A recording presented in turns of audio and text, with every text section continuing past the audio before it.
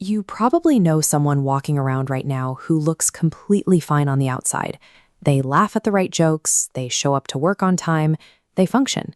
But beneath the surface, their nervous system is still fiercely reacting to a threat that ended years ago. Maybe you recognize the physical signs in your own body. Your chest tightens the moment someone's tone of voice shifts just slightly, or you walk into a quiet room and instantly feel a heavy sense of danger, even when no one has said a single word. Your mind knows the past is over, but your body never got the memo. It is trapped in a chronological lag, burning through its energy reserves to fight a storm that passed a long, long time ago. People often write these reactions off as personality quirks. They tell themselves they are highly sensitive, or that they are naturally prone to overthinking every interaction.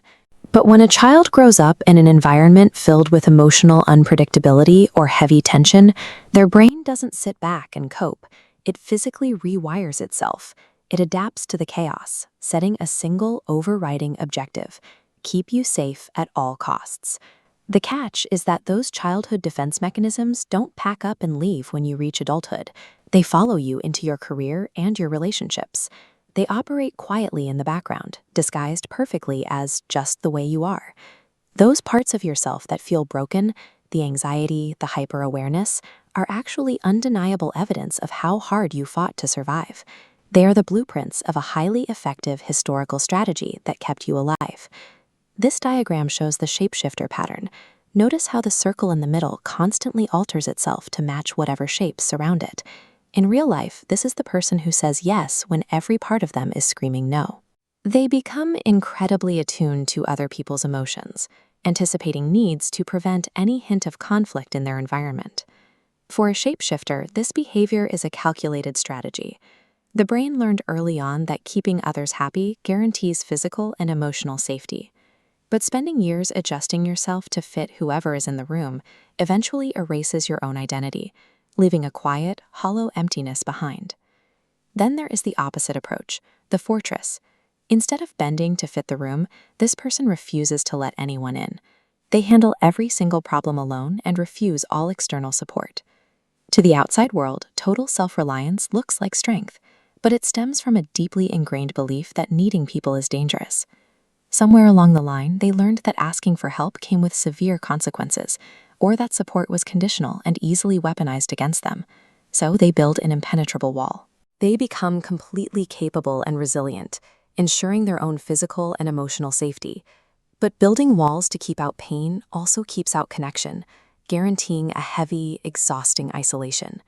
Whether you are morphing to fit the expectations of others or building thick walls to keep everyone at a distance, the result is exactly the same.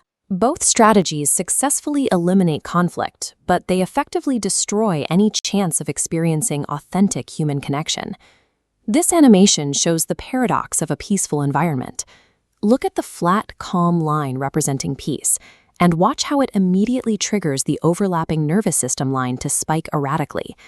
For a system accustomed to chaos, the total absence of conflict doesn't feel relaxing. It feels highly suspicious.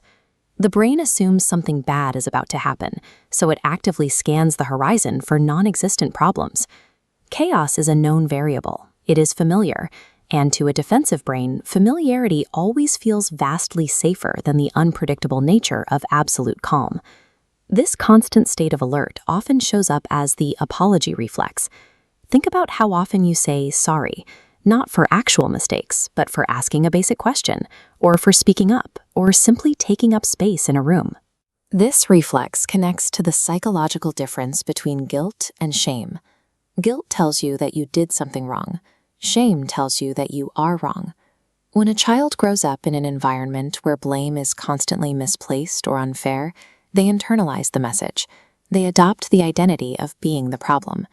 That internalized shame forces them into a permanent caretaker role.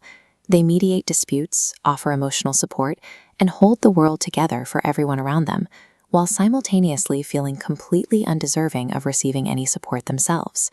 Between the constant internal alarms scanning for danger and the relentless apologies to keep the peace, everyday existence turns into a massive, exhausting, preemptive defense mechanism against invisible threats. Carrying these defense mechanisms for decades takes a severe physical toll. When stress is stored and never processed, it manifests physically as unexplained chronic tension, debilitating headaches, digestive issues, and relentless fatigue. But look closer at what those adaptations actually are. The exact same mechanisms that exhaust your nervous system have simultaneously forged profound psychological strengths. Heightened awareness becomes emotional intelligence. Sensitivity becomes empathy. Endurance becomes resilience. You learn to read people deeply and navigate complex situations with precision. These traits are not fatal flaws that you need to eradicate. They are incredibly powerful tools, built in survival mode. And now you can consciously control and redirect them to serve you. The toxic environment you grew up in and the drastic neurological adaptations you had to make just to get through it were never your fault. The responsibility of healing might feel heavy, but it isn't a punishment for being broken. It is a rare opportunity to carefully unlearn the defense tactics that are now obsolete. You are a highly successful survivor. You navigated the storm, and you have finally reached a place of safety. You survived. Now you have the freedom to learn how to truly